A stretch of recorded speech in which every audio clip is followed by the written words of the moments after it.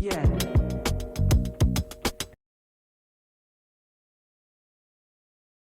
Well, beautiful, welcome back to She's Beyond Elevated. So today's episode is entitled Systematic Barriers Don't Care About Your Confidence, right? And I want to start here because this is important.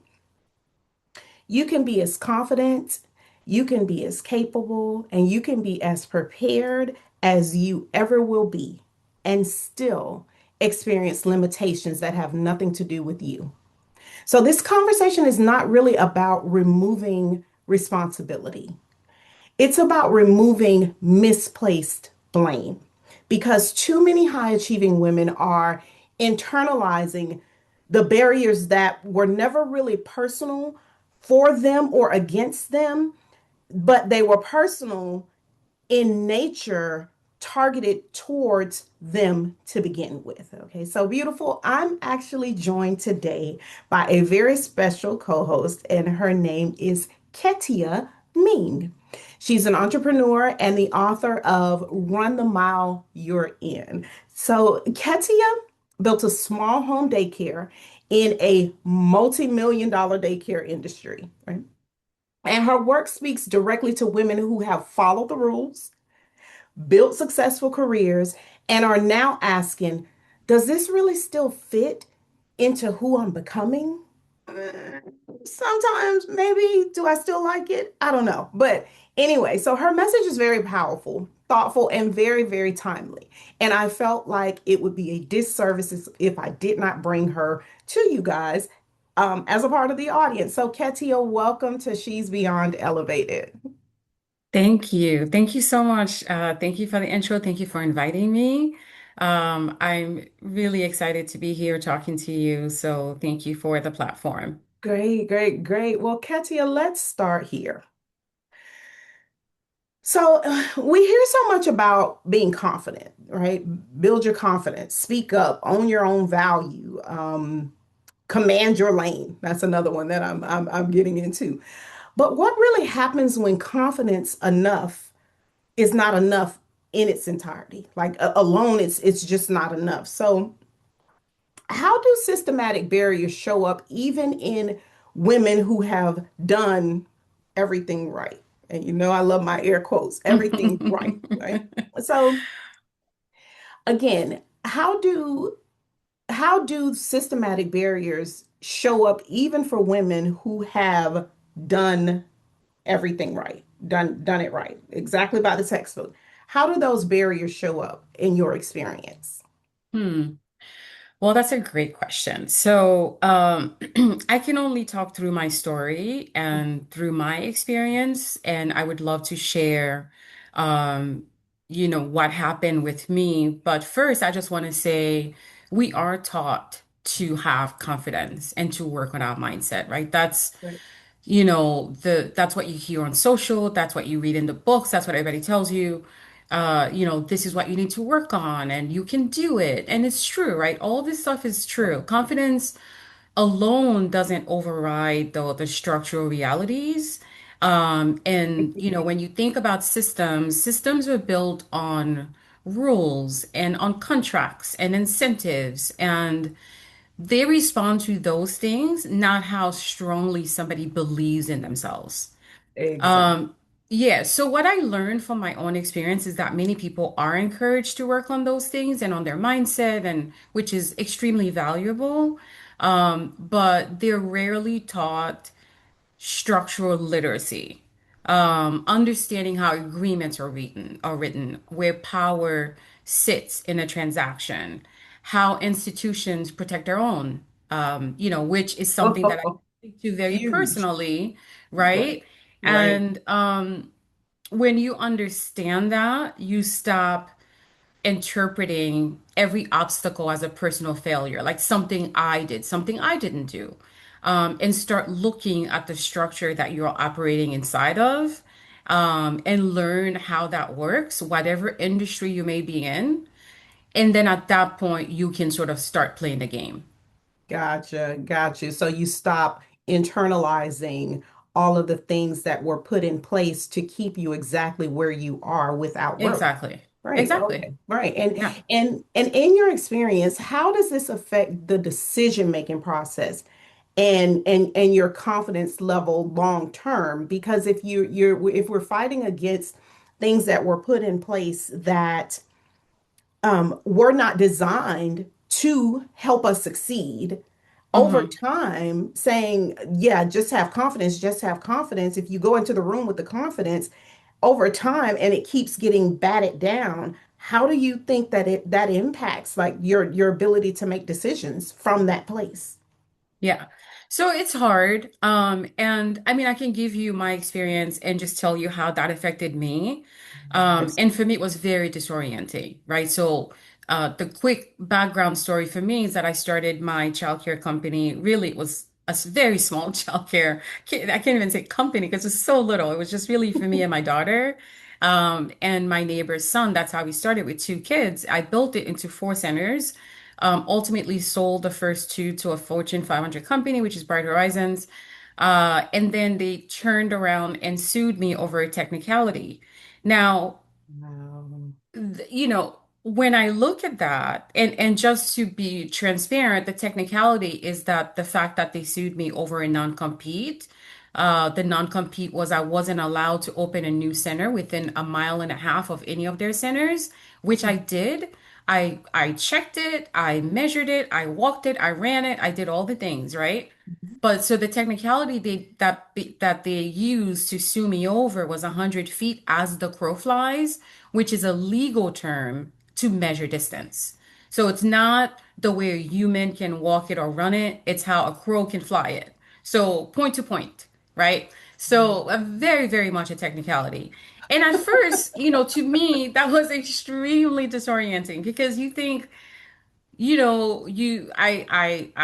I created my company, I sold it, huge win, success, right?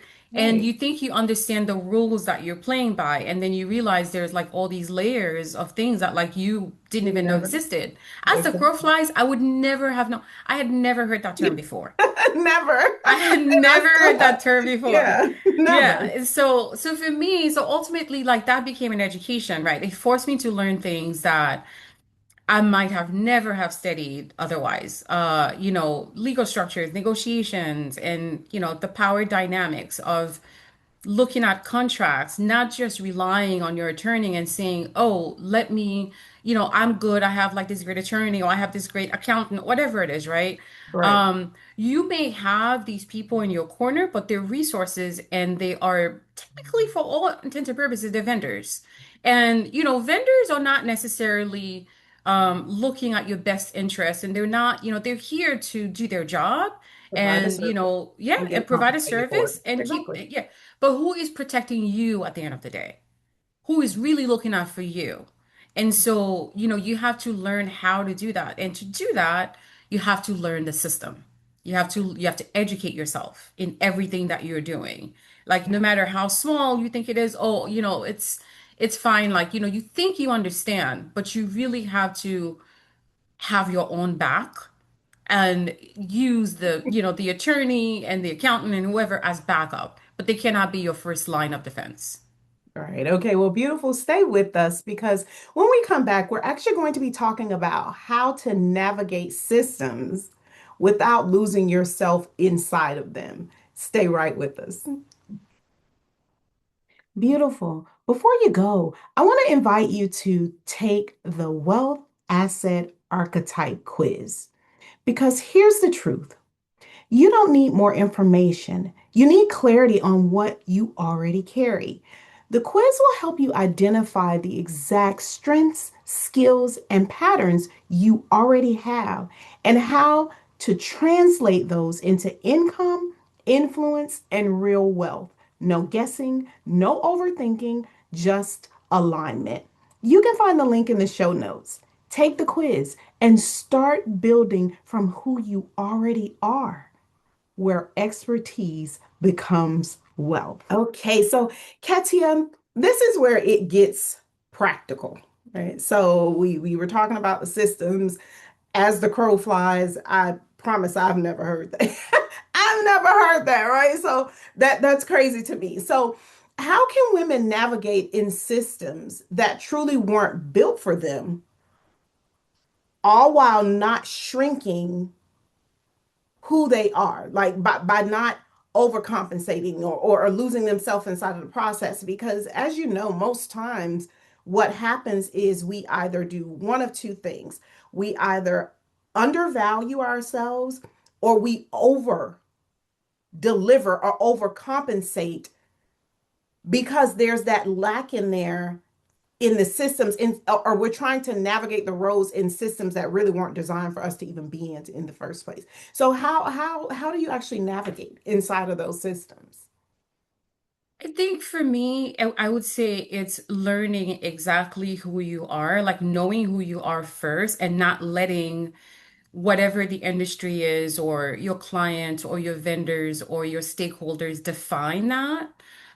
You need to have a really good idea of who you are and how you operate and how to get the best out of yourself first. So really educating yourself on the type of, the type of business person that you are, the type of learner that you are, the type of, role model that you want to be, and not being afraid to step up in a meeting and sort of advocate for yourself.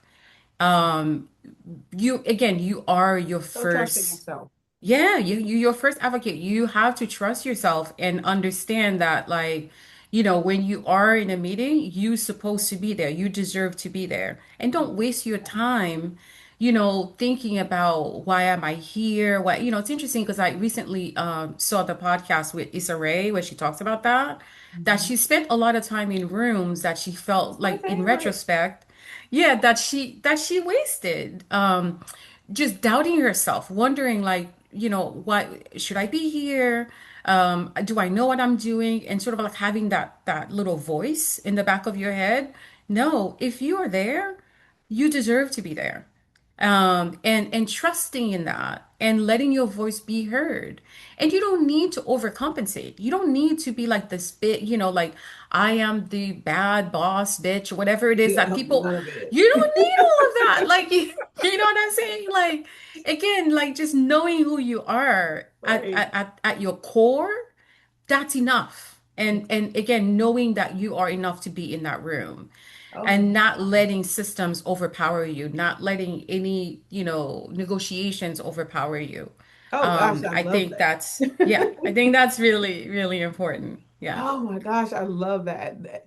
Exactly. Not to be overpowered and know that if the space is there for you, you're in the right space. You're in the right Like if you're space. you're in the right space. Wow. So Mm. so just tell me, just how do you just personally, just how do you balance strategy with self-trust? So meaning I know who I am. I'm showing up in this room. I'm showing up in this space as 100% authentic me, right?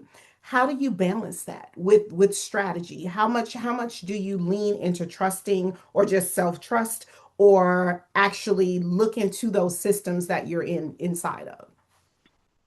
I think it's a matter of 50-50.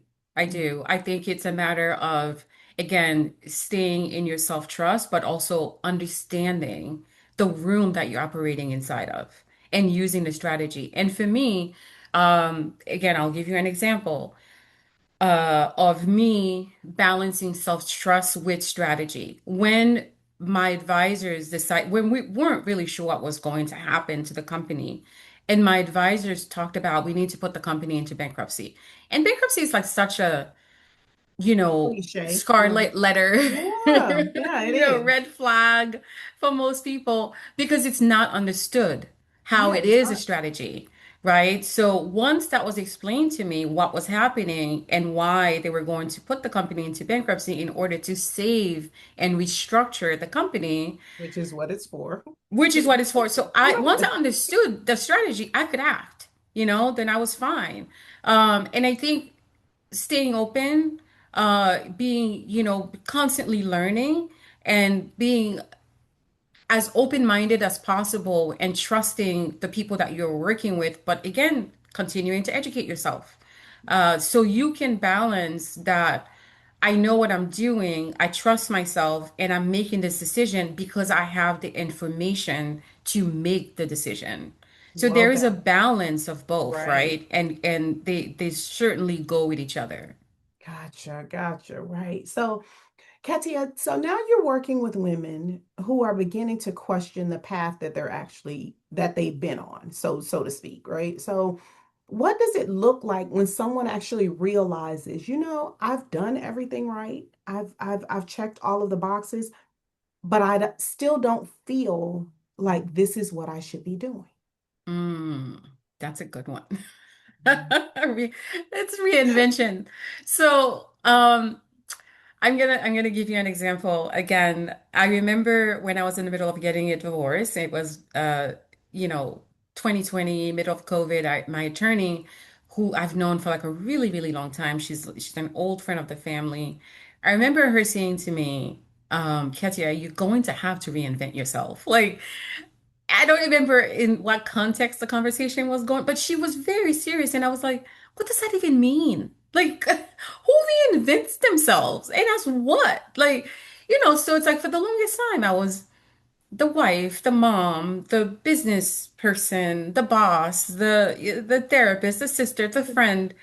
And it's like, how do you decide, like, hey, I'm no longer the wife, but I'm still the mom? Like, how do you reinvent yourself? I think it comes with you have to sit down and ask yourself the really, really hard questions is, how do you feel in your path right now?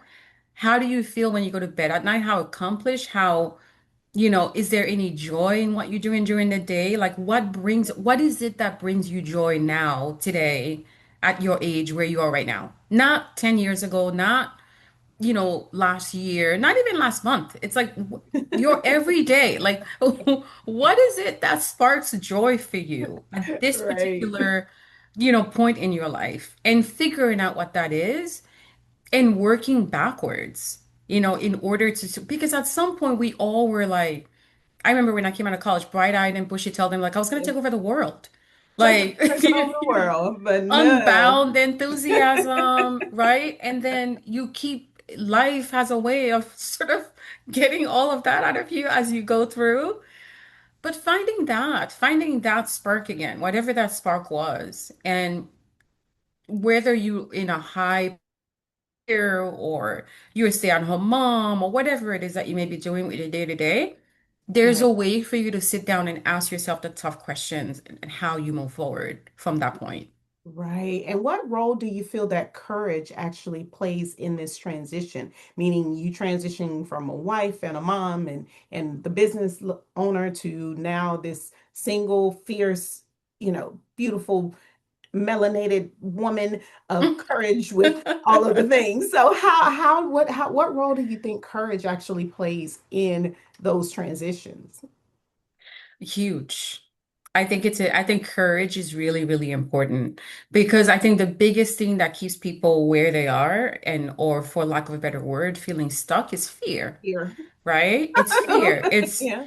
It's like, well, what's gonna happen? I'm used to being this person. They're used to me being this person, whoever Right. they are, right? But at some Whoever. point, whoever they are, Boy, I sure um, want to meet they, I promise. right, I want to meet. right? Like seriously. Right.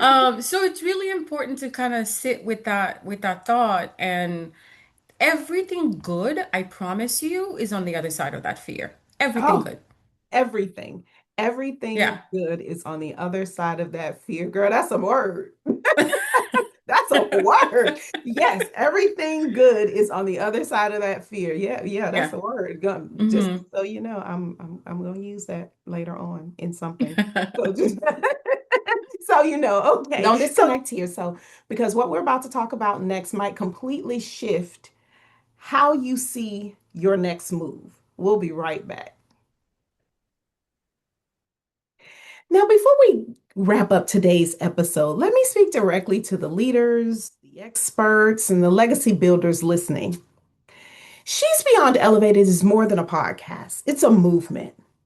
And I'm always looking for powerful voices who are ready to pour into high achieving women of color around purpose and wealth and healing, leadership, and even elevation. If that sounds like you, the official way to apply to be a guest on this podcast is through Podmatch. Podmatch connects podcast hosts with aligned guests without cold pitching, inbox overwhelm, or even guesswork. I personally use it, and yes, this is my affiliate link. If you feel called to share your story, your strategy, your lived wisdom with this community, with my audience, head over to joinpodmatch.com/, she's beyond elevated and apply. Now let's get back to the elevation. Okay. So, Katia, you've built something on your own from the ground up, meaning your business. And so I want you to kind of tell me what shifts when someone moves from trying to succeed inside of these systems to building something that they actually own. Because in my experience, it is a personality transformation because there is a mindset that is attached to most women who are in an employee mode. And Hmm. when you move out of that employee mode into owner and entrepreneur and things such as that, usually what happens is the difficulty comes inside of the shift because you never or they never really stop being the other person and step into this newfound person, right? So Hmm. what shifts actually, happen in your experience to women when they have to step from one role to the next? So employee to entrepreneur. Yeah, I mean, it's hard.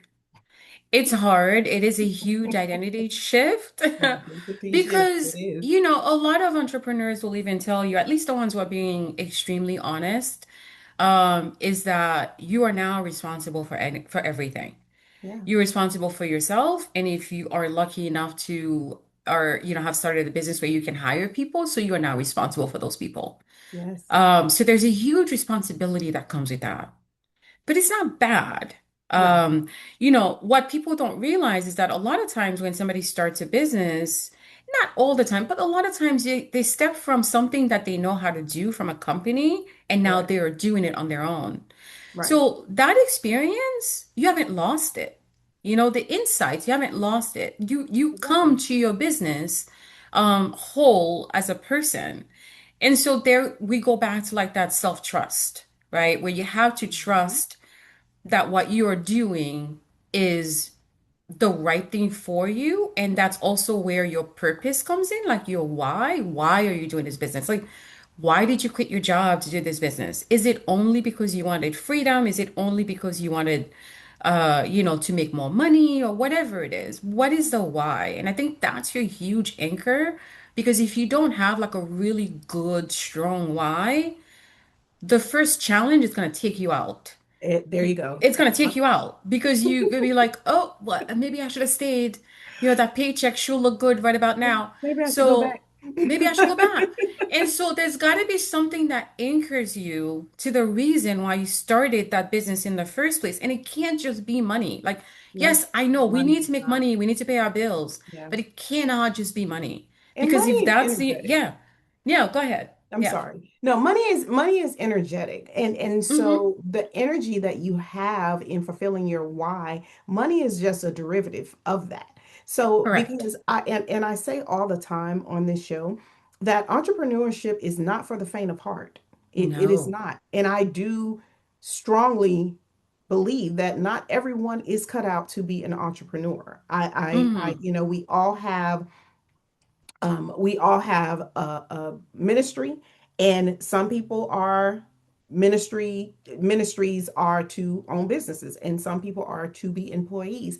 And there's Mm-hmm. nothing wrong with that. There's nothing wrong with that. I think what I talk about a whole lot is just giving women the ability to take the skills that they already have and put a price tag to them and stop undervaluing what you know. Put a price tag, monetize Right. what you already have before you go and do anything else, and then let that work for you. Let that Right. build your wealth. Let that be your freedom maker. Let that be, Mm-hmm. your next step, or however. But entrepreneurship is not for the faint of heart. It is Right. definitely not.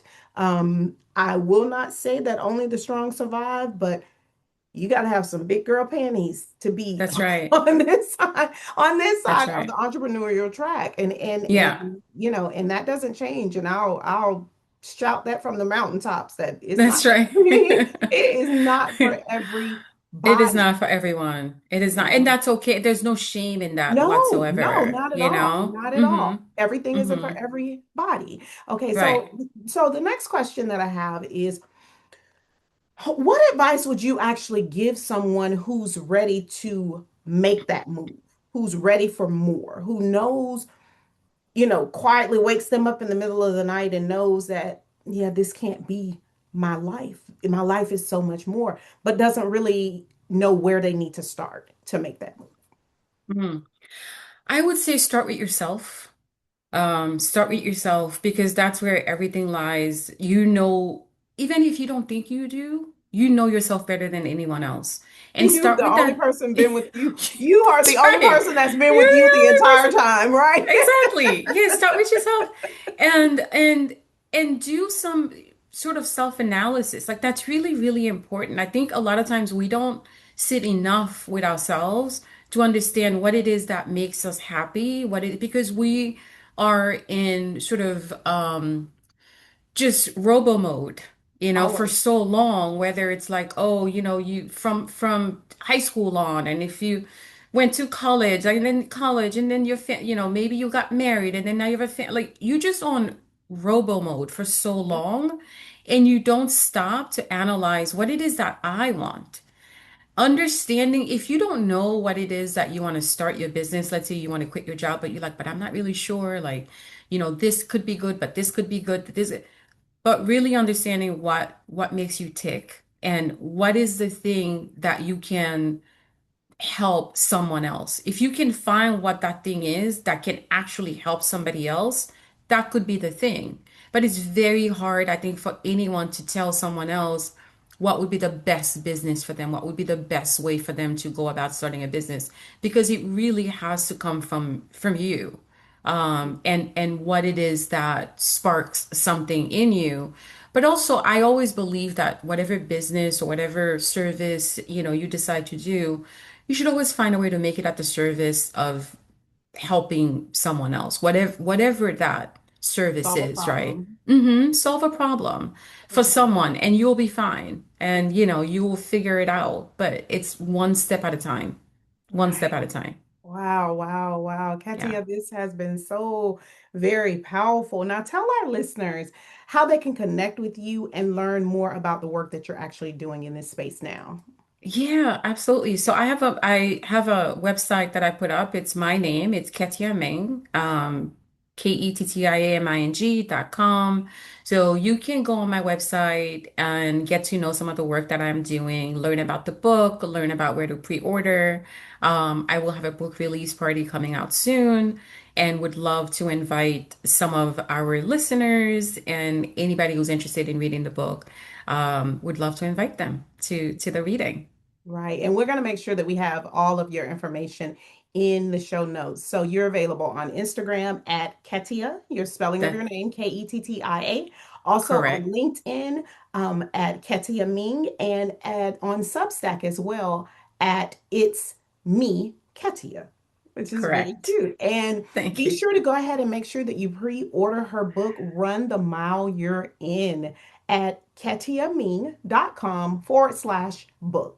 Now, when you submit your receipt to that, you'll actually be entered into a drawing to join her for your book signing party, right? In New York. Is that Correct. right? Yes, that's right. Right, right. Okay. So again, all of these links are going to be in the show notes.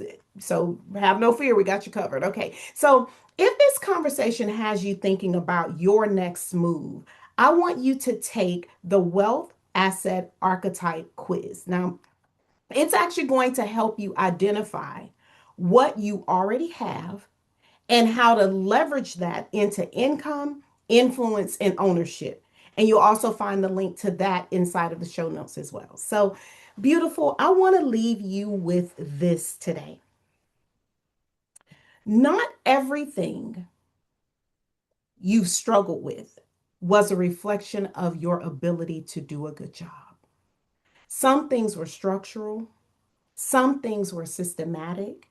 And when you release what has never been yours to carry, you end up creating a space built with something that actually aligns with who you are.